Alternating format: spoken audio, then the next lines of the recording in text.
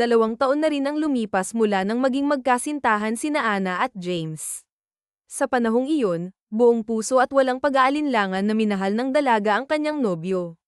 Subalit, kahit na sobra ang pagmamahal niya rito, nanindigan si Anna na hindi niya isusuko ang kanyang iniingatang dangal. Naniniwala siya sa kasabihang, una ang kasal bago isuko ang iniingatang dangal. Ang paniniwalang ito ay malalim na nakaugat sa kanyang pagkatao, lalo na't ito ang prinsipyo na iniwan ng kanyang mga magulang na parehong nasawi sa pananalasa ng malakas na bagyo sa kanilang bayan. Ang kanyang ina ay pinakasalan muna ng kanyang ama bago sila nagkaroon ng pamilya, at ito ang naging inspirasyon ni Anna sa kanyang sariling buhay. Habang abala si Anna sa paghahanda para sa isang espesyal na araw kasama si James, sumulpot si Lily, isa sa kanyang matalik na kaibigan, sa sala ng kanilang inuupahang boarding house. 3 silang magkaibigan na magkasama sa bahay na iyon, at ngayon ay day off nila, kaya't nagkaroon sila ng oras para mag-relax at mag-usap. Pusturang-pustura ka ngayon, auntie. Saan ang punta mo, girl? Tanong ni Lily habang sinusuri ang suot ni Anna. Nakasuot si Anna ng denim skirt at long sleeve na blouse, bagay na bumagay sa kanyang natural na ganda. Ay, huwag mo na palang sagutin, mukhang alam ko na kung saan, dagdag pa ni Lily sabay kibit-balikat. Ako kaya, kailan magkaka-boyfriend? Nakakainggit na kayo ni Jessica, ha? Pareho kayong may jowa. Napabuga ito ng hangin, halatang may halong inggit ngunit pabiro ang tono. Curious lang ako, auntie. Sino kayang jowa ng bruhang si Jessica? Masyado siyang sikreto, hindi man lang nagsishare sa atin. Parang hindi tayo friends, ano, dagdag pa nito habang abala sa pag-aayos ng kanyang mga kuko. Nagkakaroon ng boyfriend, hayaan na lang natin si Jessica. Choice niya yun, at kailangan nating irespeto ang desisyon niya. Siguro hindi pa lang siya handang ipakilala sa atin ang boyfriend niya ngayon. Pero malay mo naman, one day, ipakilala rin niya, sagot ni Anna habang sinusuklay ang mahaba niyang buhok na umaabot hanggang bewang. Natural na bagsak ito, at bagay na bagay sa kanyang simpleng makeup. Ay sus, baka kasi nagiging kiraida ang kabaitang yun kaya hindi sa atin ipinapakilala ang jowa. I smell something fishy sa isa nating kaibigan na yun. Hindi maganda ang feeling ko, super bigat, auntie. Ewan ko lang ha, pero nakakasense ako ng harmful energy, ani Lily na may halong drama habang nakataas pa ang kamay, na ikinatawa ni Anna. Ayan ka na naman sa mga pakiramdam mo na yan, eh. Isa pa yan kaya ka iniiwasan ng mga lalaki. Ibaon mo na yan, auntie, sa kailaliman ng lupa nang magkaroon naman ng kulay ang buhay pag-ibig mo. Payo ni Anna habang sinusulyapan ng oras sa kanyang cellphone. 8:00 na ng umaga, at plano niyang sorpresahin si James sa kondo nito. Natanggap na nila ang kanilang sahod bilang mga visor sa mall, kaya't naisip niyang i-treat ang nobyo sa isang masayang date. Hindi ni minsan pamalya ang pakiramdam ko, auntie, kaya ingat ka, giit ni Lily, na tila seryoso na sa pagkakataong ito. Ngumiti lamang si Anna at nagkibit-balikat. Okay. Tipid niyang sagot bago isinukbit ang kanyang shoulder bag. Alis na ako, Lily. Baka gabihin ako, Mag-enjoy ka rin. Huwag puro romance dahil wala sa fiction ng true love, biro niya habang papalabas ng pintuan. At least sa fiction, walang real hair touch, sagot ni Lily habang kinuha ang bagong bailang libro mula sa National Bookstore. Romance novel na naman ang binabasa nito. Bagay na kinaaliwan niya dahil mas kinikilig siya sa mga kwento ng pag-ibig sa libro kaysa sa totoong buhay. Wala pa rin kasi siyang nakikitang lalaking pumapasa sa mataas niyang standards, bagay na madalas na biro ni Anna sa kanya. Samantala, si Anna naman ay agad na sumakay ng taxi papunta sa kondo ni James. Hindi na siya nag-abala pang mag-text dahil gusto niyang sorpresahin ang nobyo. Habang nasa biyahe, inayos niya ang kanyang buhok at naglagay ng kaunting lip gloss. Pagdating sa building, binati siya ng staff na tila nagtataka. Miss Anna, kada rating niyo lang po ba? Tanong ng babae. Oo, bakit? Sagot ni Anna na may halong pagtataka rin. Wala po. Akala ko kasi kagabi pa kayo narito. Sagot ng staff, na tila nag-aalangan. Pasensya na po, Miss Anna, dagdag nito bago umalis, ngunit narinig pa ni Anna ang mahinang bulong nito. Sigurado akong may kasamang babae si Sir James kagabi. Napakunot ang noo ni Anna. Gusto niyang tanungin pa ang babae, ngunit nagpatuloy na ito sa paglakad. Pinilit niyang alisin ang negatibong iniisip at huminga ng malalim bago binuksan ang pinto ng unit ni James gamit ang duplicate keycard na hawak niya. Ngunit sa kanyang pagpasok, natuod siya nang makita ang isang pares ng pambabaeng sapatos na pamilyar sa kanya. Biglang bumilis ang tibok ng kanyang puso, at kakaibang kaba ang naramdaman niya. Saktong paglabas ni Ana ay may paparating na taxi, kaya't agad niya itong pinara. Hindi na siya nag-abala pang magpadala ng mensahe sa nobyo dahil nais niyang sorpresahin ito.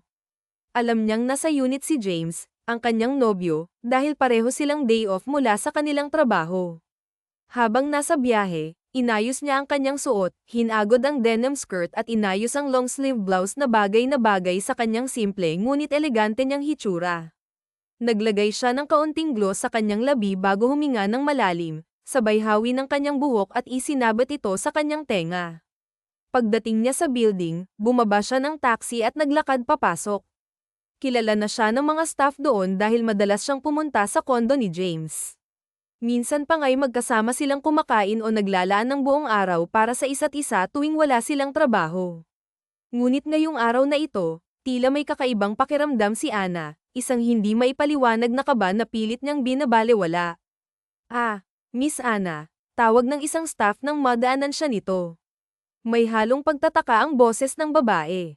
"Yes," nakangiting sagot ni Ana. Ngunit napansin niya ang kunot sa noo ng babae. "Kada rating niyo lang po ba?" tanong ulit ng staff, halatang naguguluhan. "Oo, bakit?" tugon ni Ana, bahagyang nagtataka rin.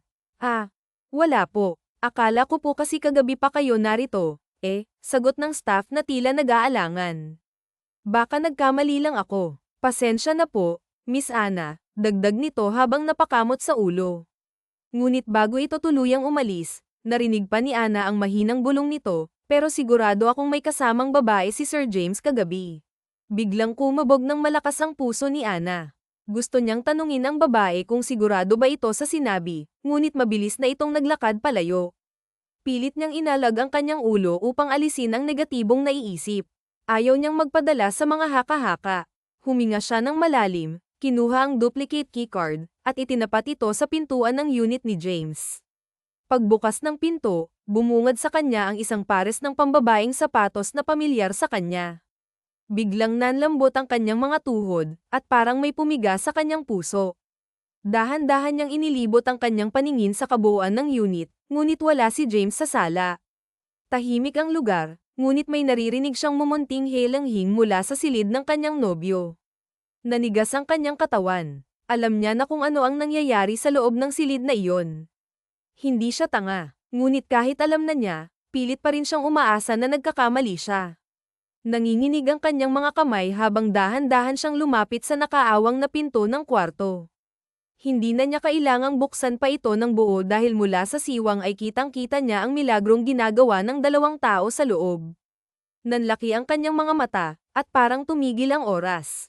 Ang nobyo niyang si James, kasama ang matalik niyang kaibigang si Susan, parehong walang saplot at magkayakap sa kama. Hindi niya magawang kumilos o magsalita. Nanatili siyang nakatayo, tahimik na umiiyak habang pinipilit pigilan ng anumang ingay na maaaring. Ang huling katagang iyon ang tuluyang bumasag sa puso ni Ana. Mapait niyang pinagmasdan ang 2 taong minsan niyang minahal at pinagkatiwalaan. Umiling siya, nanginginig na pinawi ang mga luhang patuloy na bumabagsak mula sa kanyang mga mata. Ang sakit, sobra. Hindi niya mapigilan ang pag-alsa ng kanyang boses dahil sa labis na sakit na kanyang nararamdaman. "It was my first hair touch. And my first heartbreak," bulong niya sa sarili, ngunit sapat na upang marinig ng dalawa. Tumingin siya kay James, ang lalaking minsan niyang minahal, at kay Susan, ang kaibigang itinuring niyang kapatid. "Ang sakit na ginawa niyo sa akin," sigaw niya, nanginginig ang boses sa galit at hinanakit. Hindi niya na napigilan ang emosyon, at sa wakas, tuluyan na itong sumabog. "Hinding-hindi ko kayo mapapatawad," asap niya sa dalawa bago siya patakbong lumabas ng kwarto. Nanlalabo ang kanyang paningin dahil sa walang tigil na pagbuhos ng kanyang mga luha. Habang tumatakbo palabas ng unit, nakabunggo siya ng ilang tao sa hallway, ngunit hindi niya iyon alintana. Gusto niyang makalayo, makawala sa lugar na iyon na puno ng sakit at pagkakanulo. Pagdating sa labas ng building, agad siyang nagpara ng taxi. Tahimik siyang umiyak sa loob ng sasakyan, pilit na sinasalo ang bigat ng damdaming tila nagpapabagsak sa kanya. Gusto niyang kalimutan ang lahat, ang pagmamahal, ang pangarap, ang tiwala. Kung may reset button lang sa buhay, baka pinindot na niya iyon nang walang pag-aalinlangan. Pagdating niya sa boarding house, agad siyang sinalubong ng kanyang matalik na kaibigang si Lily. Sus, Ginoo, Auntie. Ano bang nangyari? Bakit kaluhaan, eksaherado ngunit puno ng pag-aalalang tanong ni Lily. Napayakap si Ana sa kaibigan, at doon siya tuluyang bumigay. Ano bang nangyari, Ana? Mahinang tanong ni Lily habang hinahaplos ang likod ng kaibigang yumuyugyug sa sobrang iyak. Niloko nila ako, Lily. Pinagmukha nila akong tanga. Nawala ang respeto ko sa sarili ko. Huwag lang niya akong iwan, nagpatawad ako kahit hindi sila karapat-dapat, pero mas pinili pa rin nila akong saktan, hagulgol ni Ana. Ang sakit-sakit, Lily. Sobra.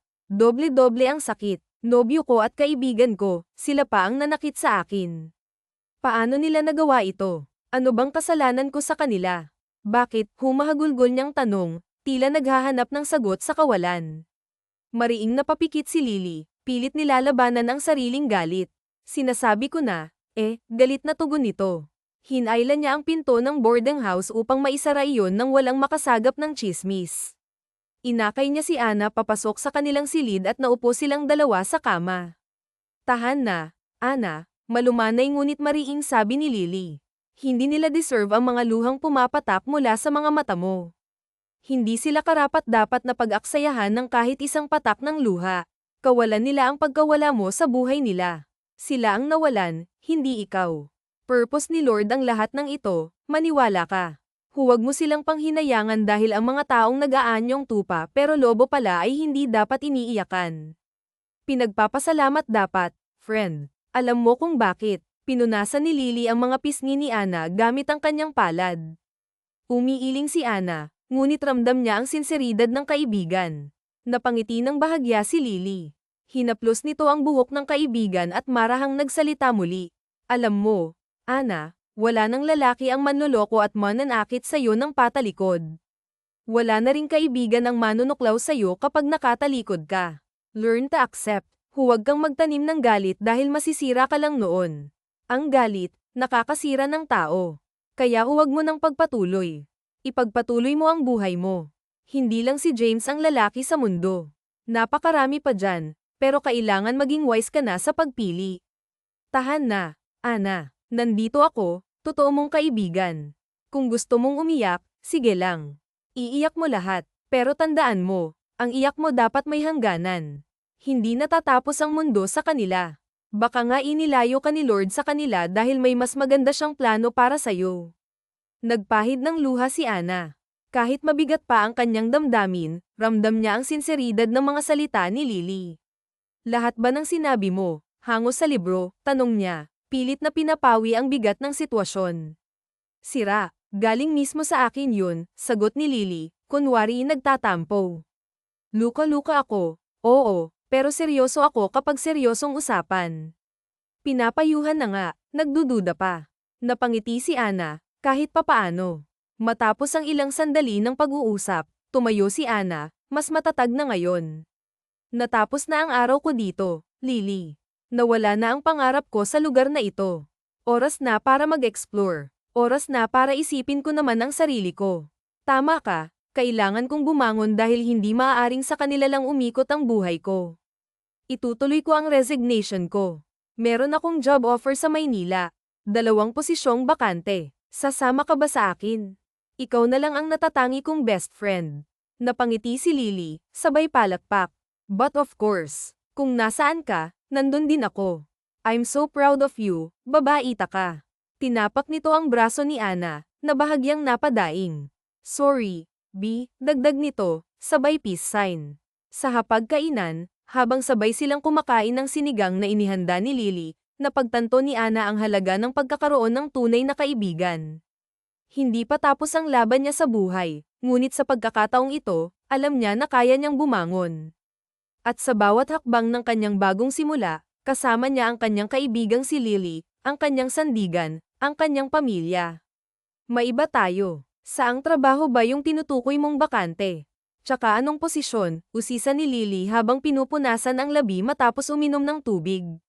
Sus, sa mall sa metro. Nag-apply ako online. Sa awa naman ng Diyos, natanggap ang application ko. Pumasa ako sa written exam na ibinigay nila. Interview na lang ng owner ang kailangan para tuluyan tayong ma-hire sa kilalang mall na yun, sagot ni Ana, na ikinamangha ng kaibigan. Grabe ka, nagawa mo yun nang hindi man lang ako nasabihan, saad ni Lily, halatang gulat. E paano mo naman malalaman, busy ka sa kakabasa ng fix mo, biro ni Ana. Pero seryoso, Lily, gusto ko lang talagang mag-move on. Gusto kong magsimula ulit, kaya ginawa ko na to. Tara ay, ang lakas maka-independent woman, vibes. Proud ako sa'yo, friend. Tinapak ni Lily ang balikat ng kaibigan, na sinuklian naman ng tipid ng ngiti ni Ana. Matapos nilang maghapunan, si Lily na mismo ang nagpresentang maghugas ng pinagkainan habang si Ana naman ay pumirma sa resignation letter na ginawa ng kaibigan. Nang matapos, agad niyang sinend ang email sa temporary assistant ng owner ng mall. Sa mensahe, sinabi niya, handa na kaming lamarga anumang oras para gampanan ang posisyong ibibigay sa amin. Sana'y mapagbigyan kami sa interview. Pagsapit ng gabi, nag-aya si Ana na uminom ng konti. Sa balkonahe nila inubos ang ilang bote ng sanmig. Habang unti-unting nararamdaman ang tama ng alak, nagdesisyon si Ana na matulog na. Kinaumagahan, maaga silang gumising upang magsumite ng resignation letter sa kanilang pinagtatrabahuhan. Nang buksan ni Lily ang cabinet, napansin niyang wala na roon ang mga gamit ni Susan. Mukhang meron tayong unwanted guest na biglang nag-evacuate, anes ni Lily, halatang may halong inis. Ngunit si Ana ay nanatiling tahimik. Ayaw na niyang pag-usapan pa ang tungkol kina Susan at James. Napansin ito ni Lily kaya agad siyang nagbawi. Oops, sorry, friend. Hindi ko sinasadya, ani Lily, pilit na ngumiti. Nag-ayos sila ng sarili at nagpunta na sa opisina ng kanilang manager upang magpasa ng resignation. Sa pagpasok pa lang nila sa mall, agad nilang nakita si Susan na nasa customer service counter. Hindi napigilan ni Lily ang sarili. Angsang-angsang masyado rito. Nakakasuka, parinig ni Lily. Napayuko si Susan, halatang nahiya. Tara na, best friend. Magpasa na tayo ng resignation at nang makaalis na tayo rito, sabi ni Lily, na sinadya pang ay parinig iyon kay Susan bago hinayla si Ana papunta sa opisina ng manager. Hindi na sila inusisa pa ng head manager kung bakit sila aalis, kaya naging madali ang proseso ng kanilang resignation. Paglabas nila ng opisina, nakita nila si James na tila lumipat na rin ng trabaho sa mall na iyon. Kasama nito si Susan. Chin up, Tay. Huwag kang papaapekto sa mga tali pandes na yan. Pakita mong naka-move on ka na, sabi ni Lily nang mapansin ang dalawa. Huminga ng malalim si Ana, itinaas ang ulo, at naglakad ng diretso. Sa bawat hakbang nila, nakakapit si Lily sa braso ng kaibigan. Nang magtapat sila sa dalawa, tinaraya ni Lily si Susan habang si Ana naman ay nanatiling seryoso. Ngunit sa pagkakataong ito, wala nang bakas ng sakit sa kanyang mukha. Wala na ang panghihinayang. Pak, bigyan ng korona ang reyna natin, bulalas ni Lily nang makalabas sila ng mall. Tama ka, Lily. Hindi sila karapat-dapat. Ayoko nang ang pag-usapan pa sila. They're nothing. Wala na silang halaga sa buhay ko, sagot ni Ana. Tara na't mag-impake na tayo. Nabili ko na ang tiket natin. 2 oras na lang, aalis na ang bus na sasakyan natin. Madaling araw nang marating nila ang Maynila. Pagdating, agad silang naghanap ng apartment. Hindi naman sila nahirapan at nakahanap agad ng maayos na matutuluyan. Matapos makapagpahinga at makakain, nagtungo sila sa luxurious mall para sa kanilang interview. Tanggap na kaagad kami, bulalas ni Lily matapos nilang makausap ang babaeng nag-assist sa kanila. Yes, ma'am. Kayo ngayon ay personal assistant at secretary ng owner. Pwede na kayong tumuloy sa office ng chairman, sabi ng babae. Yun na yun. Tanggap agad tayo, tanong ni Lily, halatang hindi makapaniwala. Meron na kasi tayong experience at competitive tayong manggagawa kaya siguro ganun, sagot ni Ana, na sinang-ayunan na lang ni Lily. Tumuloy sila sa opisina ng owner. Kumatok sila at nagbigay galang. Come in, sabi ng lalaking nasa loob ng opisina. Malalim at punong-puno ng karisma ang boses nito. Ang gwapo ng boses, friend. Pakiramdam ko nag-uumapaw ang sex appeal at good looks niyan, impit na kilig ni Lily. Ay nako, kakabasa mo kasi ng fiction, biro ni Ana, sabay pinahihit ang pintuan. Nauna siyang pumasok, sinundan naman ni Lily. Good day, sir. Kami po pala yung bago niyong pa at secretary, sabi ni Ana, na agad na nakakuha ng atensyon ng nakatalikod na lalaki. Dahan-daang lumingon ang lalaki. Napangiti ito nang makita ang dalawang babae. Sa tindig at posture nito, halatang-halata ang kagalang-galang na anyo. Alexander, kunot noong tanong ni Lily habang nakatitig sa lalaki. Ngumiti ang lalaki. Yes, it's me. Long time no see, Lily. At ikaw naman, Ana. Hindi kita malilimutan. Tumitig ito kay Ana, at sa isang iglap, parang tumigil ang mundo. Yes, it's nice to see you two again. Brusko niyang sagot na nakapagpatahimik kay Lily habang si Ana ay umid at halata ang pagkabigla dahil ang lalaking kaharap nila ay isang mahirap na binata noon, isang kahig at isang tuka kaya't nakakamanghang naabot niyang tagumpay sa buhay. Claire, tawag niya sa pangalan nito. Do you still remember me? Tanong niya nang maupo sa swivel chair. Oo naman. Ikaw ba talaga ang owner nitong mall na ito? Paniniguro niya. Yes. Nakakapagtaka ba? Tanong niya pabalik. Hindi naman. Nakaka-proud lang kasi ang layo ng narating mo Congratulations, sinserong aniya na nagpangiti sa binata. Thank you. Kahirapan ang nag-udyok sa akin para kayanin ang lahat kahit na sobrang imposible, pahayag niyang lalo lamang ikinamangha ng dalawa. Mas lalo kang gamwapo Sir ka na ngayon. Wow. Grabe, proud kami sa'yo, classmate, ani ni Mila. Tango ang itinugon ni Lexis. Have a seat, aya niya sa dalawa. Sumunod naman kaagad ang dalawa. Nasabi naman na siguro sa inyo kung anong trabaho ang na-assign sa inyo, hindi ba? Tanong niya. Tumango ang dalawa. Ikaw ang bahala sa mga schedule at meetings ko, Miss Camacho, aniya kay Lily habang, ikaw naman, Miss Samonte, makakasama ko saan man ako magpunta at kapag sinabing personal assistant ay kasakasama kita kung nasan ako dapat nandoon ka kaya't maya-maya ililipat ka na sa bahay ko. Busy akong tao kaya kailangan ko ng assistant bukod sa secretary, pahayag niyang binigyan ni Lily ng lihim na mali siya. Siniko ni Lily ang kaibigan na tango ng tango. Hoy, panghaharas na yan, pahiwatig naman ng dalaga. Pinanlakihan ni Claire ng mata ang malisyosong kaibigan, palibhas ay alam nitong crush noon ang lalaking kaharap nila ngayon kaya ang lakas ng loob na mang-asar. Tumayo si Lexis. Tanghali na, aniya at sinipat ang oras sa suot na relos. Oras na para kumain. Gusto niyo bang sumabay? May treat, pag-aaya niya. Nako, busog pa ako, sir Ito na lang best friend ko, tanggi ni Mila at saka hinayla ang kaibigan patayo. Sige. Sir, aralin ko lang muna itong mga schedules mo tapos ay manananghalian na rin ako. Oh, sige na. Adios, malawak ang ngiti nito sa labi nang iwanan ng dalawa sa loob. It's your time to shine, best friend, usual niya nang silipin ang dalawa sa loob. Maganda ang feeling ko sa kanila Mukhang magkakaroon ng continuation ng puppy love nila noon, babulong-bulong niya pang sabi nang tuluyang lisanin ang opisina. Pasensya ka na. Sir sa kaibigan ko Hindyang paumanhin ni Claire nang sila na lamang naroroon sa loob. Nahihiya siya sa inakto ng kaibigan. Kilalang-kilala niya si Lily kaya't alam niya kung bakit nito mas piniling mapagsolo sila ni Lexis.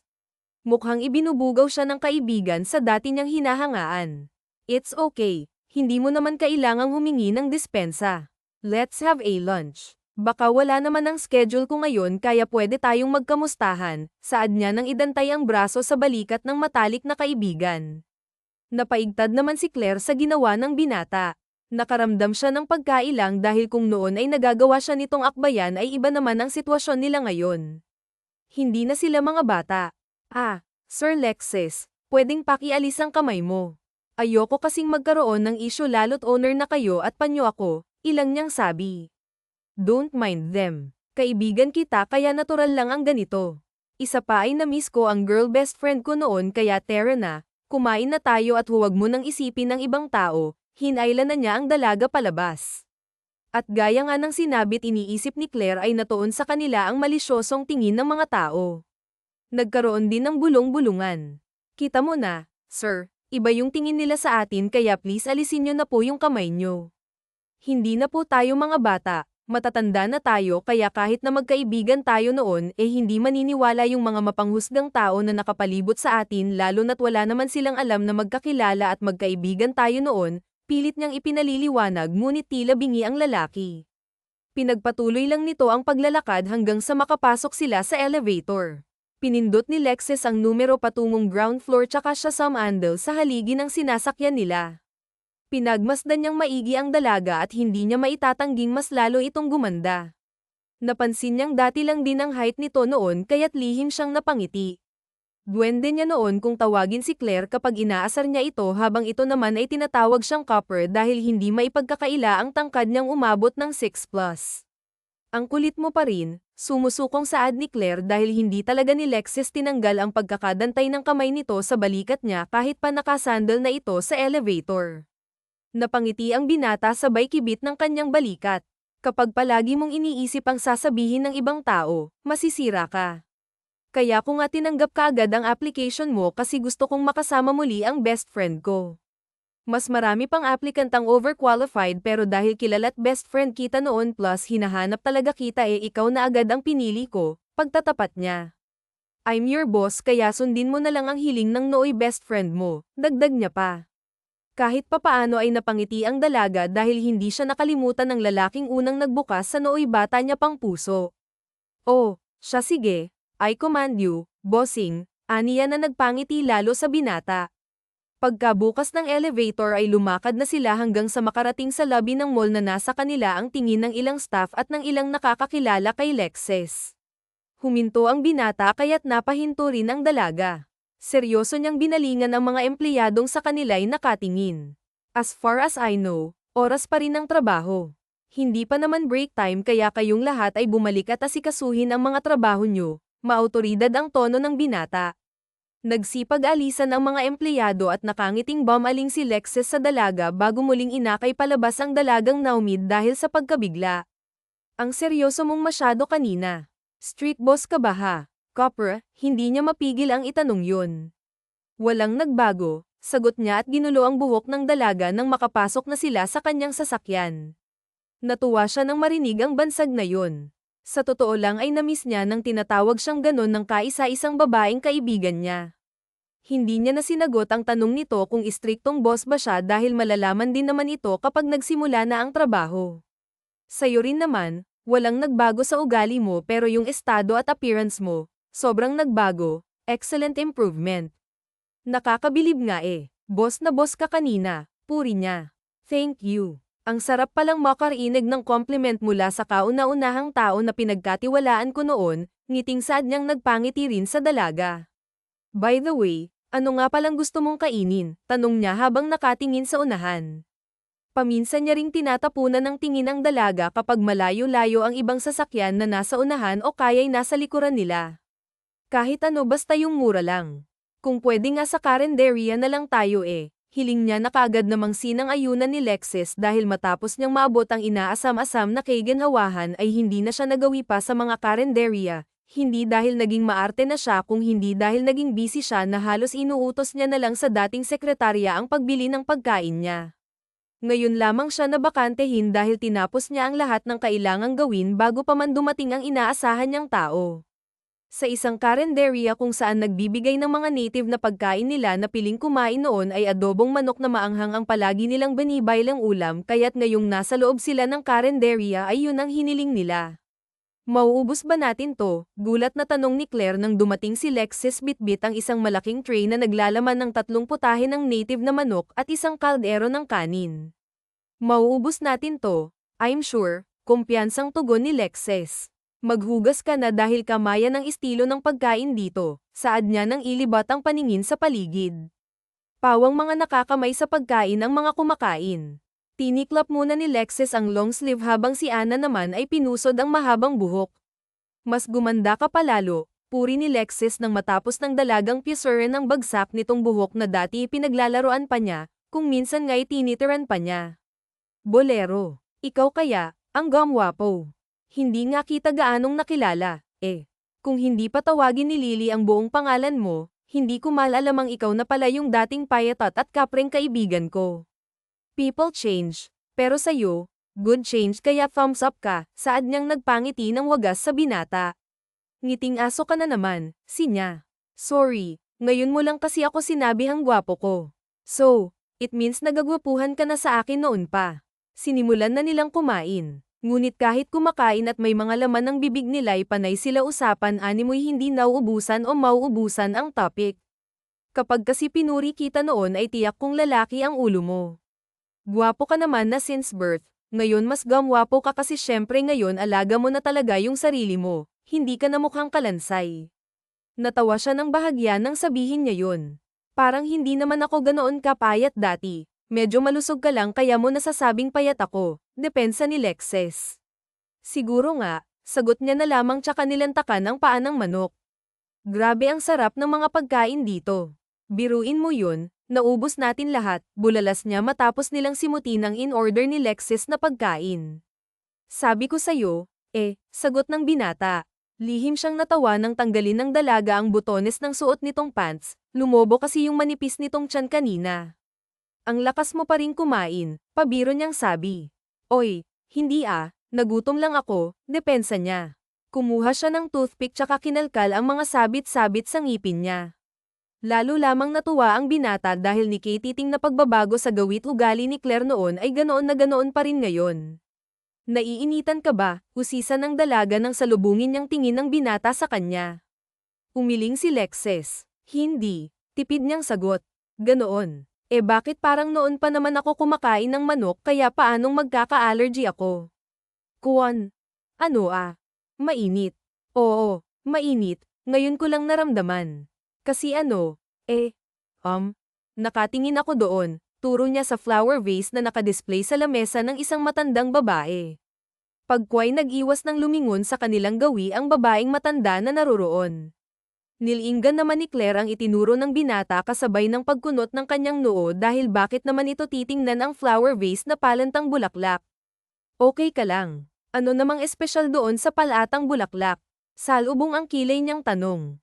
Ang weird mo rin minsan, sir. Ana pa just don't mind me sandali. Magbabayad na nga lang ako. Iwas niya sa dalaga pagkway dali-daling tumayo. Anong nangyari doon? Taka niyang tanong sa sarili. Nagkibit-balikat na lamang siya at sinimulang ligpitin ang kanilang pinagkainan. Tara na, ayan ni Lexes. Nawala na ang pamumula nito. Tumayo naman na si Claire. Nakapaghugas na sila ng kamay at bibig kaya't lumabas na sila sa karinderyang yun. Bukas sir, ay treat mo ako ulit, ha? Ani Claire nang makapasok na sila sa loob ng kotse. Oo naman, basta ikaw, matamis ang gumuhit ng ngiti sa labi niya ng sang-ayunan ng dalaga. Napangiti rin naman si Claire. Humandar ang sasakyan. 15 minuto din ang layo ng kumpanya kaya't nagawa nilang mag-usap pa. Kamusta nga pala sila Maria, John, usisan ni Lexes habang nakafocus sa pagmamaneho. Napabuntong hining ang dalaga at saka tinanaw ang nagtataasang buildings. Wala na sila, 5 years ago, malungkot niyang sagot. Nagulat ang binata. Nabigla ito sa naging sagot ni Ana dahil sa pagkakaalam niya'y wala namang di naramdam ang mga magulang nito, malulusog ang mga magulang ng dalaga. Papaano? Anong nangyari? Bakit sila nawala? Sunod-sunod niyang tanong, nasa tono niya pa rin ang pagkabigla. Nagkaroon ng bagyo sa probinsya natin, sa kagustuhan nila nanay na iligtas ako, sila yung nawala. Masakit dahil binuwis nila ang buhay nila mabuhay lang ako. Mapatla at wala na silang buhay nang matagpuan sila ng mga rescuers. Hamupan ng baha, tahimik na yung kalangitan ngunit nagkalat naman ang bangkay. Sa pagsariwa sa nakaraan ay hindi niya mapigil ang mapaluha. Naramdaman niya na lang ang mainit na palad ng binatang humahaplos sa kanyang balikat. Nilinggan niya ito, kitang-kita niya ang awa at simpatsya nito sa nararamdaman niya. Nag-iwas siya ng tingin nang haplasin nito ang mukha niya. Meron kung anong kuryente kasi ang damaloy sa buong sistema niya nang idampi nito ang palad sa kanyang pisngi. Nasa gilid na pala sila ng kalsada, hindi niya man lang namalayan na itinabi na ng binata ang sasakyan. Claire, masuyo ang himig nito. Hinuli nito ang baba niya tsaka muling iniharap. I'm so sorry for your loss. Hindi ko alam na ganoon ang nangyari. Maging ako na ngayon lamang nalaman ang nangyari ay nagulat. Nakakalungkot, ngunit sadyang hanggang doon lamang talaga ang buhay na inilaan para sa kanila. I'm here, gusto kong malaman mo na andito lang ako. Hindi na kita iiwan, hindi na ako aalis, mananatili na ang best friend mo sa tabi mo. You will never be alone, I promise. Pinawi niya ang luha sa mga mata ng dalaga gamit ang isang kamay ay inalis niya ang seatbelt upang maiakap ng mahigpit ang dalaga. Hinaplos niya ang likod nito, hinagkan niya rin ang noo nito na halos ikawala ng hangin sa baga ng dalaga dahil sa pagpipigil nito sa sariling hininga. Hindi kasi ni Ana akalaing hahagkan siya sa noo ng binata, hindi basta-bastang kama ang kanyang nararamdaman. Kakaiba ang pagpitik ng kanyang puso. Napalunok siya nang muling idikit ng binata ang mainit nitong labi sa kanyang noo. Yakap-yakap pa rin siya nito at patuloy na inaalo kahit na kanina pa siyang nahinto sa pagluha dahil sa paghalik at pagyakap nito sa kanya. Yung naramdaman niya noon para dito ay naramdaman niyang muli ngayon, ibang-iba walang exaggeration pero kumbaga swabe lang sumoto at bahagyang kumalas sa binata pinawi niya ang luha at saka ngumiti. Okay na ako, tanggap ko na yun. Naiyak lang ako kasi naalala ko yung nangyari pero okay na ako. Anyang nagpangiti sa binata hinaplas nitong muli ang pisngi niyang nagpatigil muli sa pag-ikot ng mundo niya parang sila lamang ang naroroon. Ano bang nangyayari sa'yo, Claire? Naguhumiyaw ang isipan niya. Maging ang puso niya kagagaling niya lang sa Hirtosh ngunit bakit ngayon tumitibok na kaagad ang puso niya, nahihibang na yata siya. Umiwas siya't umayos ng upo, ibinalik niya ang tingin sa labas ng bintana. May trabaho pa tayo, nasabi niya na lamang. Rinig niya ang buntong hininga nito ngunit hindi niya yun pinansin. Umaandar ang sasakyan ngunit awkward ang atmosphere nila sa loob ng sasakyan, tila ba nawalan sila ng lakas upang mabukas muli ng maaari nilang pag-usapan. Narating na nila ang matayog na mall, naunang bumaba si Lexis upang sana'y pagbuksan ng dalaga ngunit naunahan na siya nito. Nakalabas na ito kaya't pagkamot na lamang sa ulo ang tangi niyang nagawa. Are you okay? Are we okay? Hindi niya napigil ang itanong yun sa dalaga. Inabot niya ang palapulsuhan nito nang hindi sa kanya makawala dahil mukhang umiiwas to. Did I say something wrong kaya bigla kang nawalan ng imik? If there is, I'm so sorry. Hindi ko naman intensyong paluhain ka. I'm just curious. I'm sorry. Sinserong paghingi niya ng dispensa. Ano ka ba, sir? Okay na po tayo. Inilulugar ko lang yung sarili ko. Uulitin ko, boss po kita at personal assistant nyo ako, ayoko pong magkaroon tayo ng issue. Isa pa po sir, kagagaling ko lang sa heartbreak, dumidistansya ako sa maaaring makajos sa utak niya. Ewan niya ba ngunit natawa ang puso niya nang marinig yun mula mismo sa bibig ng dalaga. Ah, hindi. What I mean sir maging professional po tayo kapag nasa trabaho, trabaho lang po. Huwag po tayong umakto na magkakilala o kaya'y magkaibigan, paliwanag niya. Nagsalubong naman ang makakapal na kilay ng binata binitawan niya ang palapulsuhan nito tsaka seryoso niyang sinalubong ang naglulumikot nitong mga mata. Kung iyan talaga ang tingin mo ay sige pagbibigyan kita. Itreto kitang hindi kilala kapag narito tayo lalo't kapag oras ng trabaho. Let's go Miss Ana Monte we have a lot of things to do. Pagkasabi niya no'y tinalikuran niya ng ang dalaga kaagad namang sumunod si Ana sa pagsakay nila sa elevator ay muling namayani ang katahimikan. Walang gustong magsalita, pinaninindigan nila ang naging usapan kanina. Nakagat ni Ana ang ibabang labi na para siyang hangin kung ituring ng binata, hinya ito ngunit bakit parang nasasaktan siya? Bakit parang hinahanap-hanap niya ang masiglang awan ng boss niya? First met nagkaroon agad ng love quarrel. Anong trip mo auntie at parang hindi kayo magkakilala noon pa ni sir? Mahinang usisa ni Lily nang pumasok sa loob ng banyo ang binata, nilero naman ni Ana ang kuko. Hiniling ko kasing maging professional kami, masama baong sinabi kong umakto kami na parang hindi kami magkakilala, mahinang paliwanag niyang ikin ang uso ni Lily, lumaki rin ang butas ng ilong nito. Aha ka mo namang babaita ka syempre best friend kayo noon kaya natural lang na magkaroon ka ng special treatment. Na-miss ka nung tao tapos sasabihan mo ng ganun ang owa mo sa part na yun, B. Masyado na namang lumawak ang imagination mo pagdating sa ibang tao na wala namang ambag sa buhay mo bawiin mo yung sinabi mo kay sir kanina na hindi tayo rito nagmumukhang The Walking Dead dito sa loob ng asa na ang pangit ng tahimik at serious na atmosphere no. Nakakaantok nakakawala ng energy kaya gawin mo yung sinabi ko kung hindi kukurutin ko yang singit mo. Matare at parang nanay na seremonya kay Ana na napapakamot na lamang sa ulo. Naaapektuhan ka kaya mo yun sinabi. Napaghahalataan ka naman masyado antiko, pahabol pa ni Lily. Walang ganun, Lily, ano ba, giit at depensa niya sa sarili. Asus, kausapin mo pagong sa pusa ka magpalusot. Kilala kita mula ulo hanggang paa kaya hindi mo magagawang magdi sa akin day, marahan niyang tinapak ang braso ng kaibigan. Huwag mong digahan ang sarili mo, go with the flow na maging masaya ka, seryosong payo niya tsaka naupo na sa pwesto dahil nakalabas na ng CR ang kanilang boss. Sumapit na ang hapon at natapos na rin ang working hour ng lahat, nagpresenta na si Lexis na ihatid ang dalawa sa inuupahan ng mga itong apartment. Pack your things, clear dahil sa bahay ka natitira. Personal assistant kita kaya pati sa bahay pagsisilbihan mo ako, wala akong nauutusan sa bahay kaya malaking ginhawa para sa akin ang pagstay mo sa bahay ko, saad ni Lexis nang makababa ang dalawang babae. Magsasama sila sa iisang bubong, pwedeng magkaroon ng romantic night with matching lundo ng kama, nang asar ni Lily sa kaibigan, siniko-siko pa nito ang dalaga. Nagiging berde na naman yung utak mo, ha?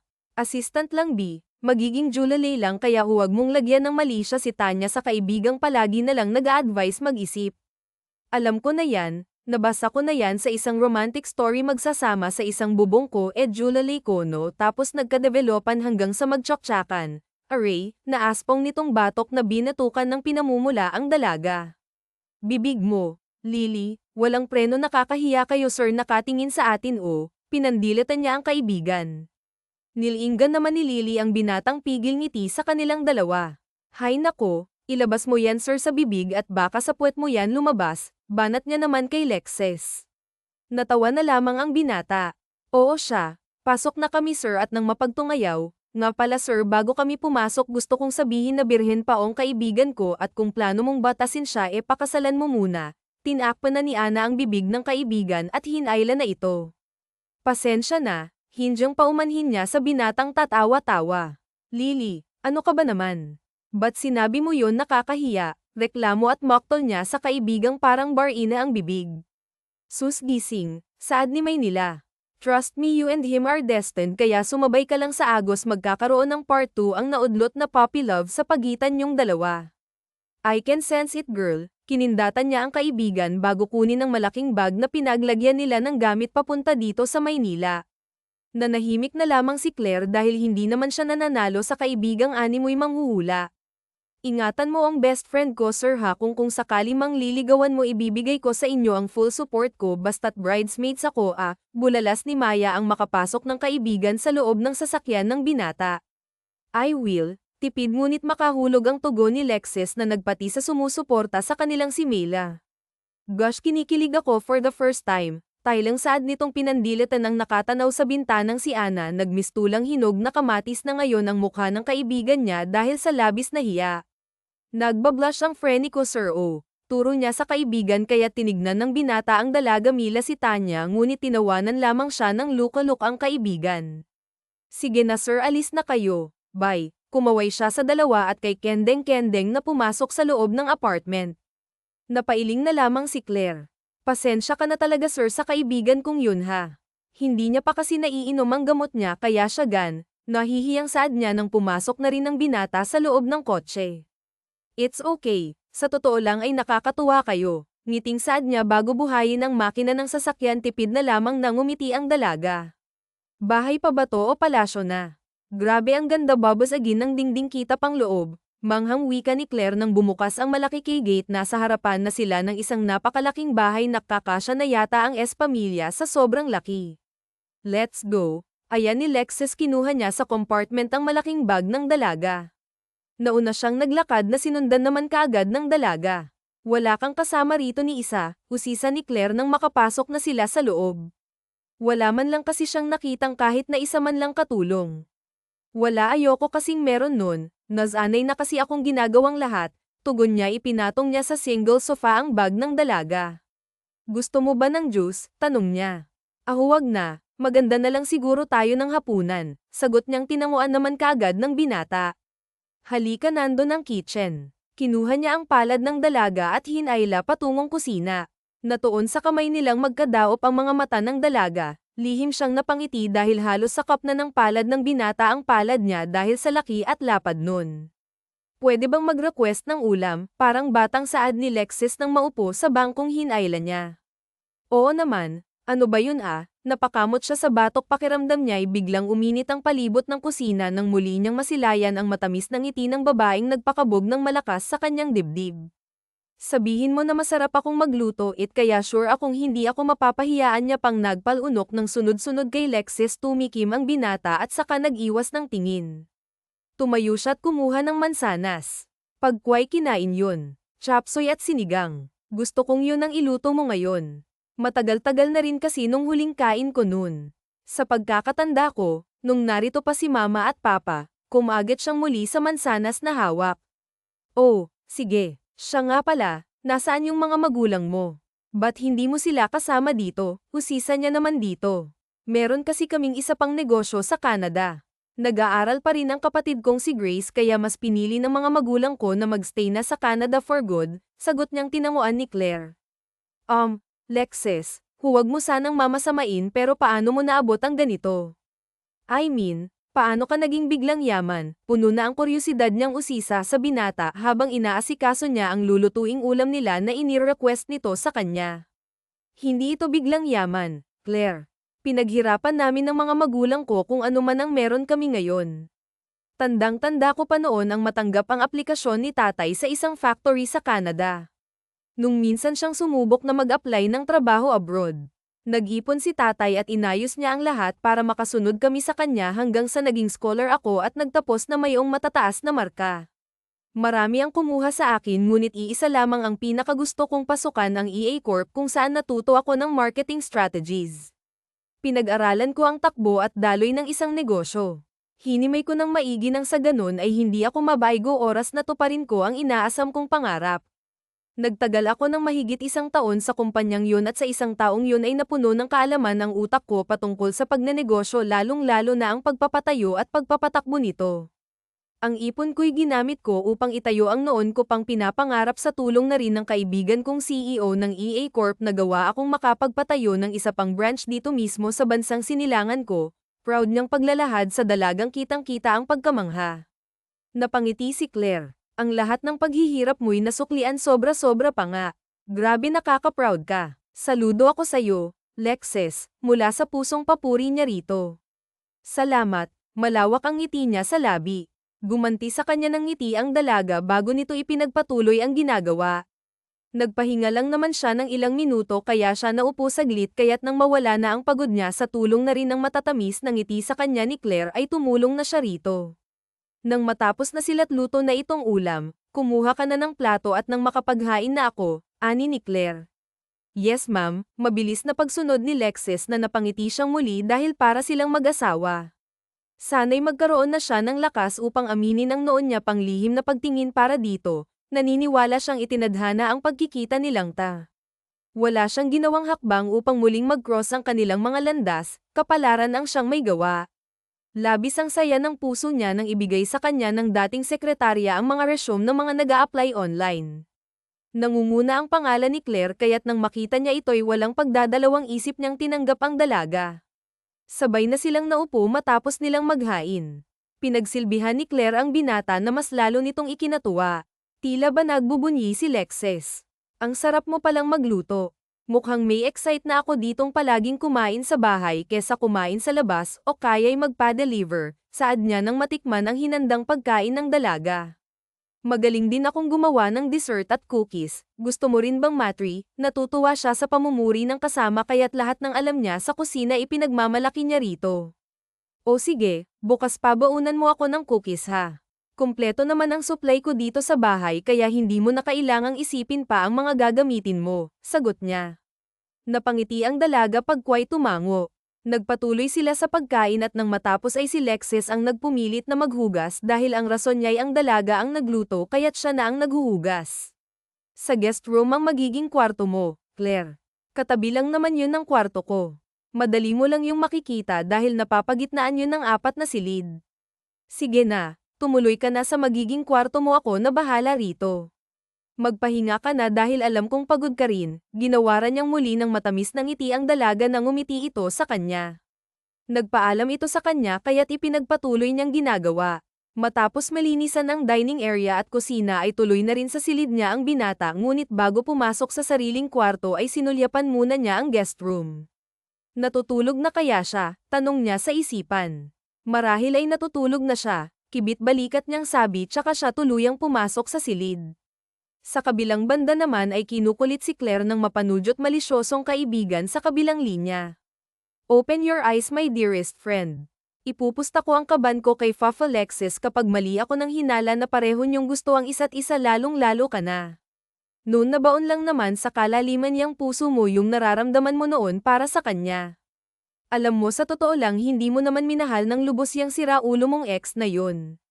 Nakikita mo lang siya bilang sandalan takbuhan kapag nalulungkot ka alam mo tunay na pag-ibig na yun pero nagkakamali ka pala.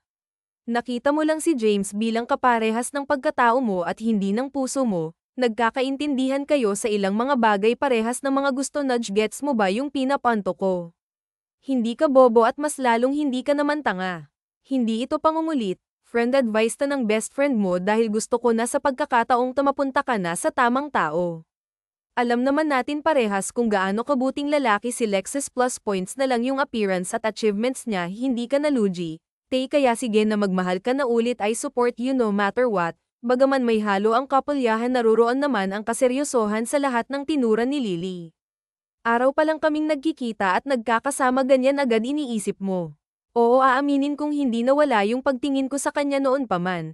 Tama ka rin naman na naibaon lamang ang nararamdaman ko para sa kanya noon pero Lily iba ang sitwasyon ngayon ayoko na ring sumubok muli. Natatakot na ako Hindi naman natin alam kung gusto niya rin ba ako. Purong haka-haka lamang kaya tama na Lily ayoko nang umasa at mas lalong ayoko nang lumuha. Gusto ko namang matahimik ang puso ko, gusto kong mahalin muna ang sarili ko bago ako muling magmahal ng iba, mahina niyang sabi. Rinig din niya ang pagbuntong hininga ng nasa kabilang linya. Magkita na lang tayo bukas, inaantok na rin ako kaya magpapalam na ako. Bye friend, palam niya rito. Gusto pa sana kitang kausap pero sige na nga at mukhang napagod ka talaga ng sobra. Bye na rin, napipilitang palam din ito sa kanya. Ibinaba niya na ang tawag. Tumihaya siya't pinagmasdan ang kisame. Di naman niya ang puso. Wala na itong kirot dahil sa totoo lang tama ang lahat ng sinabi ni Lily. Hindi purong pagmamahal ang nadama niya sa dating nobyo. Napabuntong hininga siya bago bumangon, maglilinis pa siya ng katawan. Nang matapos maglinis ay humiga na siya sa malambot niyang kama. Nagset siya ng alarm kahit na kumpiyansa naman siyang madyay gising ng maaga bukas. Pagsapit ng umaga ay hindi na nahintay pa ng dalaga ang alarm clock dahil mas maaga pa siyang gumising kumpara sa nakasanayan niyang oras ng pagbangon. Naginitinat lang muna siya bago pumasok sa banyo upang maghilamos at magsipilyo. Nilagyan niya ng ipit ang magkabilang gilid ng mahaba niyang buhok nang hindi yun makaabala kapag sinimulan niya na ang paghahanda ng kanilang agahan. Iginagayak niya lang ang paghahanda ng almusal nila nang may salang niya na sa oven ang ginawang cookies para sa binata. Mahigit isang oras rin nang matapos si Claire.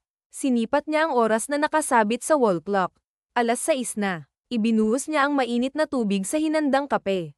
Nang pumasok na sa dining area ang napakasimpleng Lexus ay sunod-sunod nang bumaba ang mga mata niya sa bakat na bakat nitong shorts. Alam niyang natural yun sa mga lalaki kapag ganitong bagong gising sila ngunit hindi niya maiwasang mailang. Nag-iwas na lamang siya ng tingin pagkway hinalo ang tinitimplang kape. Good morning, Claire. Bakit parang ang aga mong nagising, brusco kung wika nitong nagpatindig sa balahibo ng nakatalikod na dalaga. Eto na naman ang puso niya animoy nakikipagkarera na naman. Sinabi niya pa lang na hindi naibig pang muli ngunit sadyang taksil ang puso niya. Itinutulak ng bibig niya ngunit pilit namang kinakabig ng kanyang dibdib ang lahat ng kanyang mga binibitawang salita. Ano ba, Claire? Umayos ka, painanggan niya sa sarili. Good morning din, sir. Gusto niyang kurutin at pag-alitan ang sarili dahil sa pagkautal habang nasa harapan siya nito. Ano ba't nauutal siya? Maagap naman sa kanyang lumapit ang binata at walang paabang sinapo ang noo at leeg niya na nagpasinghap. Pero bakit namumula? Nauutal ka pa? May sakit ka ba? Napagod ka yata Maupo ka na muna. Ay nalalayan niya ang dalagang maupo sa silya. Mamaya kukuha na ako ng katulong nang hindi ka na mapagod, hinaplos niya ang mukha ng dalaga na mas lalo lamang nagpapula sa pisngi nito. Nagsalubong ang kilay niya nang marealize na nagbablush ang dalagang kaharap. Sumili ang pilyong ngiti sa kanyang labi at pagkway hinayla ang katabing bangko at naupo sa harapan mismo ng dalaga. You're blushing but you're not hot. Is my presence the reason why you're blushing, Claire? Baritono niyang tanong habang pigil ang pagsilay ng pilyong ngiti sa kanyang labi. Hindi. Mabilis niyang tanggi. Talaga kung ganun, anong dahilan? Tuluyang sumili ang pilyong ngiti na kanina niya pang pinipigilan. Sisigat na sana si Claire nang tumunog ang timer para sa niluluto niyang cookies. Kaagad siyang tumayo. Kailangan ko nang tanggalin yung cookies na binake ko, mabilis niyang sabi pagkway dali-daling tumalikod. Napasandal naman si Lexis sa upuan. I still have the same effect on you. Oras na siguro para tigilan ang tago-taguan ng damdamin natin. Matagal kitang hinintay at pinanguluhan, Claire. Ikaw lang nag-iisang babae na nagmay-ari at umangkin ng puso ko, you're mine. Hindi ko hahayaang mapunta ka pa sa iba. This time mas sisiguraduhin kung magiging masaya tayo sa piling ng isa't isa, aniya sa kanyang isipan habang nakangiting nakamasid sa naghahandang binik nito ng dalaga. Tumayo si Lexis. Oras na upang alisin sa katauhan niya ang pagiging torpe. 27 na siya habang ang dalaga'y 26, isang taon lamang ang agwat ng edad niya rito. Tulungan na kita, kinuha niya ang lagayan ng binik ni Claire at siya na ang nagsalin ng mga iyon. Huwag mo na sana akong iiwasan, Claire. Alam ko hindi na tayo mga bata kaya wala nang dahilan para magtaguan pa tayo ng nararamdaman natin para sa isa't isa. Matagal akong nang ulila sa'yo. Tiniis kita dahil gusto ko sa oras na bumalik ako meron na akong maipagmamalaki. Gusto kita, Claire, sinasabi ko ito hindi para mahalin mo rin akong pabalik kung hindi nais ko lang ipaalam sa'yo na simula't simula ikaw lang. Maraming bansang napuntahan ko, maraming dilag ang halos lumuha mabigyan ko lang sila kahit nakititing na pagmamahal. Ngunit wala ikaw lang talaga ang nagmamay-ari nito, tinuro niya ang dibdib. Kinuha niya ang palad nito at itinapat yun sa dibdib niyang malakas ang pagpintig. Nakaukit ka na sa puso ko, Claire. Alam kong nakakabigla ngunit huwag kang mag-alala dahil hindi ako nagmamadali. Nakaya kong maghintay ng tamang panahon at nasisiguro ko ngayon ay kakayanin ko pa ring maghintay. Gusto kong malaman mo na mahal kita noon at magpahanggang ngayon. Liligawan kita hanggang sa pahintulutan mo na akong pasukin ang mundo mo. Maghihintay ako hanggang sa makayanan mo na ulit na magmahal, kinabig niya ito at sa kanya niyakap ng mahigpit.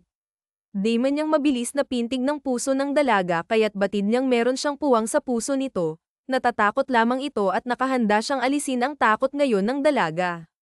Hindi ko alam ang tamang sagot, matapat niyang saad habang nakakulong pa rin sa bisig ng binata. I know, hinaplos niya ang buhok nito at bahagyang binitawan. Hinuli niya ang baba nito kaya't nagpantay ang kanilang mga mata.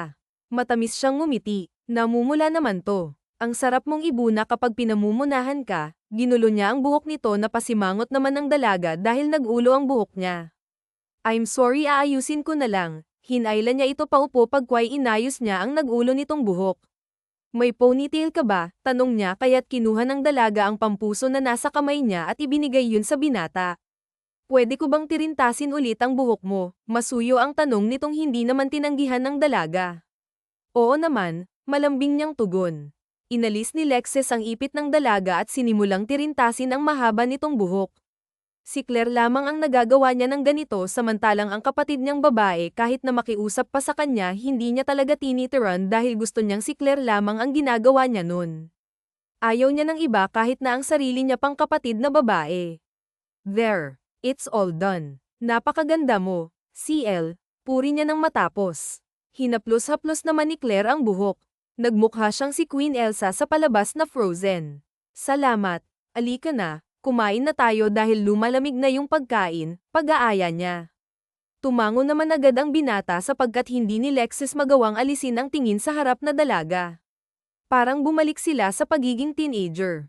May dumibaw sa mukha, kinapa niya ang bibig pati na ang pisngi sa pag-aakalang merong dumi o hindi kaya'y damaykit na pagkain kaya itong ngiti ng ngiti. Ngunit wala naman. Wala. Ang ganda mo lang kasi kaya hindi ko magawang alisin ang tingin ko sa'yo.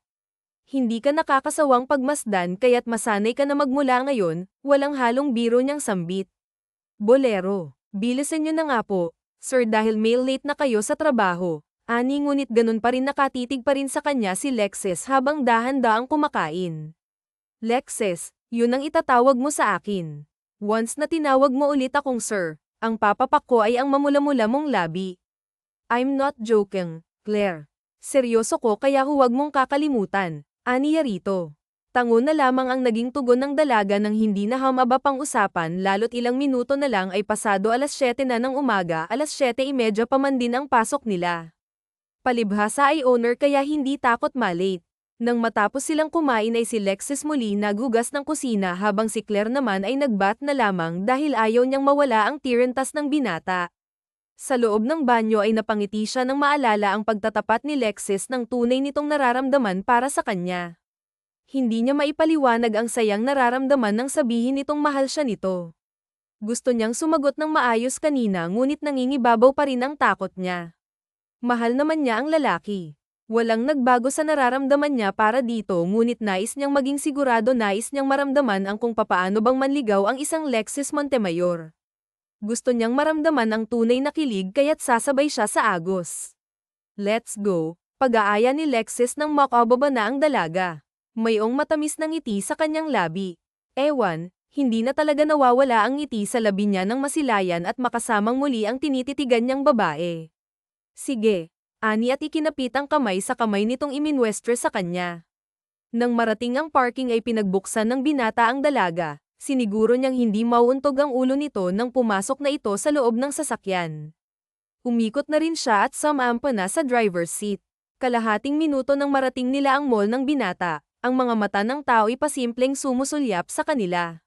Sa pagkakataong to ay nawala na ng dalaga ang mga tinging yun, hindi niya dapat isipin ang sasabihin ng mga tao. Dahil tama ang sinabi ni Lexis na hindi siya sasaya kapag iniisip niya palagi ang sasabihin ng ibang tao. Pagdating nila sa tapat ng elevator ay siya namang pagbukas noon kaya't kaagad na silang pumasok. Bale 4 sila sa loob. Sir, girlfriend niyo po ba siya?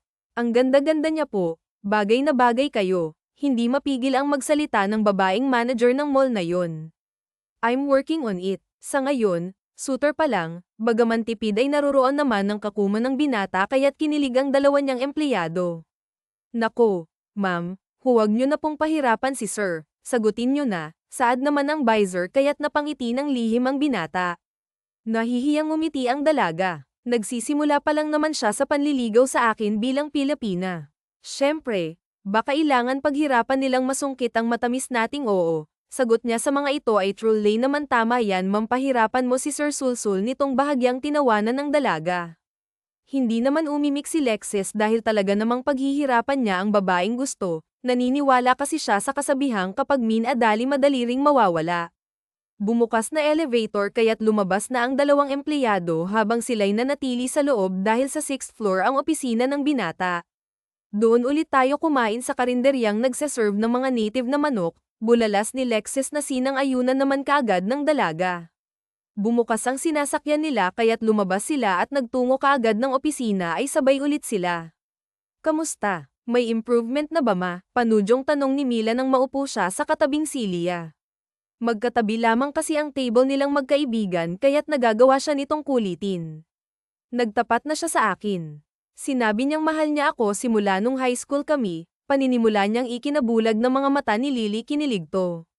Sabi ni huwag mo na kasing binabaliwala ang mga instincts ko, tama lahat ng radar ko. Oh, tapos ano pang sabi at nitong tanong. Paghihirapan niya raw na makuha ang sagot ko. Tama ka naman Lily, gusto ko siya pero kasi natatakot ako, pag-amin niya.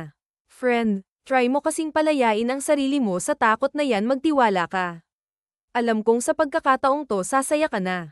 Sige na friend huwag mo nang pahirapan pa pareho nyo namang maalang isa't isa kapag pinatagal mo pa baka mag-expire ka na natutuyot na yang rosas mo oras na siguro para paddle gin mo yan ba nasa usapan natin noon na mauuna kang ikasal tapos ay susunod ako may prospect na ako kaso hindi niya pa ako napapansin business partner siya ni Sir Bass, impit itong kinilig ng ikwento yon ni Ana.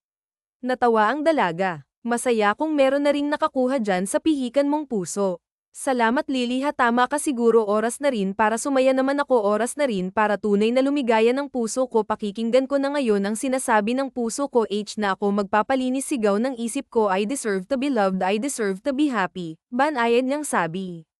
You finally chose the right decision auntie ko masaya ako sayo. Balitaan mo ako kapag kayo na ha at kapag inaya ka na niyang magpakasal dapat ako ang maid of honor mo. Nagagalak si Mila dahil alam niyang sa pagkakataong to hindi na muli pang luluha ang kaibigan. Dumating ang tanghali kaya't nag-aya si Lexis na kumain sila. Inaya pa nila si Mila ngunit tumanggi ito. Bago lumabas ay inutusan ni Lexis ang sekretarya na bumili ng bulaklak matapos nitong kumain ng lunch walang pag-aalinlangan namang sumunod sa utos si Mila. Is Lexis still here? Tanong ng kada rating lamang na si Matthew kay at business partner ni Lexis otomatikong nagpakyut si Mila nang mapansin ng binata kaya't napangiti ito naka-sir wala si Sir Lex lumabas kasama best friend ko na magiging future wife niya pwede nyo pong sabihin si Kinang sadya nyo at ako na lang pong magsabi sa boss ko pakyut na sabi ni Mila. Ganyan ka ba talaga pag magsalita para kang may singaw? Saad ng lalaki na nagpawala sa ngiti ng dalaga. Umayos si Mila ng tayo at pinamiyaywangan ng kaharap bigla-bigla ay ayaw niya na rito umalis si sir nakikita mo namang wala siya kaya bumalik na lang kayo tsaka wala akong singaw masungit niyang sabi. Tumanggo-tango lang ang binata pigil ang ngiti sa kanyang labi. Okay pakisabi na lang na dumaan ako I'll go ahead beautiful, kinindatan niya ang dalaga ngunit deadman na ito kaya't natawa siya. Kakaiba siya, bulalas ni Matthew pagpasok sa elevator. Natapos ang tanghalian kaya't bumalik na ang dalawa sa opisina, naunang pumasok si Lexis. Nasa ibabaw na ng upuan niya ang isang pom-pom ng iba't ibang kulay ng bulaklak ng daisy yun ang bulaklak na gustong-gusto ni Claire Sinenez sa nasimila na lumabas na muna. Bibili lang ako ng kape friend palm nitong tinanguan naman kaagad ni Ana kaya't kinuha ni Lexis ang bulaklak at itinago yun sa likod pagko ay daang-daang lumapit sa dalaga. Bulaklak para sa pinakamagandang binibini na nakilala ko. Iniabot niya ang bulaklak kay Ana na kaagad naman itong tinanggap na pangiti ang dalaga at sinamyo ang mabangong daisy. Salamat Lexis lamang niyang ani rito. You are always welcome. Saad niya muli pa sana siyang magsasalita nang tumunog ang teleponong nasa ibabaw ng mesa niya kaya't kaagad niya yung kinuha dahil mga magulang niya lamang ang tumatawag doon. Papa, bakit po? May problema po ba? Bungad niya kaagad nang sagutin ng tawag. Wala anak. Napag-usapan kasi namin ng nanay mo na umuwi rin yan sa Pilipinas dahil nakakamiss na rin si break ng kapatid mo kaya kahit papaano makakapagbakasyon kamaran saad ng ama niyang nagpalawak sa kanyang ngiti hihintayin ko kayo papa nami-miss ko na rin kayo galak niya ang sabi sa ama. Nagkaroon ng kamustahan sa pagitan ng mag-ama bago ni Lexis ibaba ang linya. Uuwi sila, tanong ni Claire. Yes at tayo na mismo ang susando sa kanila. Panigurado akong matutuwa ang mga iyon kapag nakita kanilang mangiting sagot ni Lexis na puto lamang sila nang pumasok ang marketing head meron ong kailangang papirmahan sa binata. Sumapit muli ang hapon, tinapos ni Lexis ang mga trabaho niya na dapat ay sa mga susunod na araw pa dahil gusto niyang makasama ng mas matagal-tagal pa ang dalaga yung walang iistorbo sa kanila na sabi naman na ni Lexo sa kaibigang si Kig na ito na munang humalili sa kanya. Pumunta pala ito kanina ayon kay Milangon dahil wala naman siya umalis na lamang. Parang hindi ito yung daan pauwi sa bahay mo, saad ni Claire ibang daan kasing tinatahak nila. Dahil hindi pa tayo uuwi we're having our dinner sa restaurant na ipinreserve ko para sa atin. Gusto kong maging special ang gabing gusto kong bawat tanghal gabing daraan ay magiging espesyal dahil ganun ka para sa akin masuyo niyang pinisil ang palad ng dalaga dinala niya rin yun sa labi at pinataka ng magaang na halik na pangiti ang dalaga. Ang saya ng puso niya kakaibang pag-ibig niya ngayon kumpara noon sa una niya kung dati puro lungkot ngayoy puro ligaya. Buong akala ni Ana ay isa lamang simpleng dinner ang magaganap ngunit mali pala siya dahil buong restaurant ay binayaran ni Lexis sila lamang ang tanging customer na naruroon sa gitna'y merong lam at dalawa lamang na upuan napaka-romantiko merong orkestra nagkalat din ng mga bulaklak na paborito niya ay nalalayan siyang maupo ng binata sam niya si Lexis kaya't nagdatingan ng pagkain nila nagsimula na ring tumugtog ang orchestra pakiramdam ni Claire ay sobrang espesyal niya ngayon lamang to nangyari sa kanya ngayon niya lamang naramdaman ang halaga niya bilang babae kaya't hindi niya mapigil ang maluha na pangiti na lamang siya nang pawiin niyo ni Lexis hiningi nito ang kamay niya at sa gitna'y nagsayaw sila ngayon ni wala nang takot sa dibdib ng dalaga ito na ang tamang oras upang siya'y lumigaya ng tunay niyakap niya ang binata at ibinulong dito ang tunay niyang nararamdaman. Mahal din kita Lexis, simula pa nung high school tayo akala ko ako lang nagkagusto ngunit mali pala ako, so sobrang saya ko, buong akala ko hindi na ako muling iibig pa, buong akala ko hindi na ako muling sasaya, ngunit nang dumating ka nawala ang mga akala kong yun. Salamat dahil bumalik ka, salamat sa pagpaparamdam mo sa akin na isa akong napaka-espesyal na babae, pakiramdam ko ito pa lamang ang unang pag-ibig para sa akin, sobrang saya ko. Sa pagtatapat niya ay naging emosyonal siya. I love you. Salamat sa pagmamahal. Maiksi man ang katagang binitawan niya, punong-puno naman yun ng pagmamahal. Pinawi niya ang luhang damaloy sa pisngi ng babaeng minamahal. Hinaplos niya ang pisngi nito at dahan-dahang yumuko, unay ang noo ang kanyang pinataka ng halik, sunod ang magkabilang pisngi, tinuyo niya ang luha ng dalaga bago niya tuluyang angkinin ng noon niya pa pinananabik ang labi. Sa halik na yun ay naramdaman nilang nag-uumapaw ng pag-ibig nila para sa isa't isa.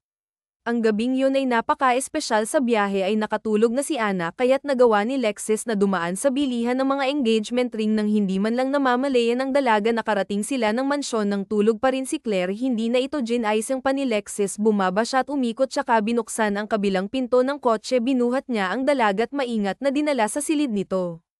Napagod yata kita ng husto, ngiting sambit niya nang maingat niyang ihiga sa kama ang dalaga, umungol ito kaya't naupo siya sa gilid ng kama, kinuha niya ang kamay nito at hinalik-halikan yun, sobra niyang mahal ang dalaga, pakiramdam niya'y hindi niya na kaya pang mabuhay kung mawawala ito.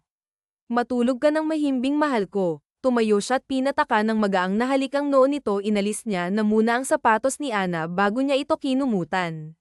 Kinabukasan ay naunang nagising si Lexis, siya naman ngayon ang naghanda ng almusal, hinintay niyang pamatak ang 6:00 bago siya lumabas dahil iyon ang oras kung kailan babukas ang flower shop sa hindi kalayuan. Hinanda niya ang lahat, pagbalik nasa byusa niya ang singsing na binili niya kagabi. Nagising si Ana, kinusot-kusot niya ang mata, napangiti siya nang maalala ang first and special date nila na ngayon ay kanya ng nobyo dahil sinagot na niya ito karapat-dapat si Lexis na mahalin. Bumangon siya at kaagad na nagtungo sa banyo, naghilamos at nagsipilyo, nagpalit na rin siya ng damit bago bumaba. Good morning, malambing na bati sa kanya ng binata nang mabungaran niya ito sa kusina, meron itong hawak na bulaklak na kaagad sa kanyang iniabot. Good morning din, salamat sa paths. Hindi niya maitago ang kilig, buong akala niya'y bulaklak lamang ang ibibigay sa kanya ng lalaki, ngunit nagkamali siya dahil otomatiko itong lumuhad at hiningi ang kamay niyang, buong puso niya namang ibinigay. Parehong nanunubok ni Lexis ang singsing sa daliri ng mahal niya at masuyong inangkin ng L nito. I love you Ana, puno ng pagmamahal na turan niya. I love you to Lexis, tugon niya't sa muli ay nagsalo muli ang kanilang mga labi. Lumipas sa mga araw, dumating ang pamilya ni Lexis, tuwang-tuwa ang mga itong makita at malamang si Ana ang magiging asawa ni Lexis. Mahigit 2 buwan rin ang paghahanda sa simpleng kasalang hiniling ni Claire, si Mila ang maid of honor habang si Matthew naman ang best man. Imbitado ang lahat ng malalapit sa kanila. Inaasahan ni Ana ang isa pa nilang kaibigan na si Susan na sinserong humingi sa kanya ng kapatawaran, ngunit hindi na ito dumalo daha umano ng labis na hiya. Hinayaan na lamang nila pinatawad na ito ni Ana dahil gaya ni Susan ay magiging ina na rin siya sa kambal na anak nila ni Lexis. Naroroon yung takot, ngunit dahil nakagabay sa kanya ang asawa'y matiwas sa inyang isinilang ang ID tentacle twins nilang pinangalanang Emma at Lee Grace. Sa pagsasama ng mag-asawa ay pinagtibay nila ang tiwala, effort at respeto sa isa't isa, yun kasi ang susi sa wagas at walang hanggang pag-ibig. Hindi na nila binalak pang sundan ang kanilang kambal dahil hindi na ni Lexis nais pang makita ang bawat anniversary ay palaging merong sorpresang inihahanda si Lexis para sa asawa, kaya't na umabot na sila ng naroroon pa rin ng lamang at nag-uumapaw na pag-ibig para sa isa't isa wakas.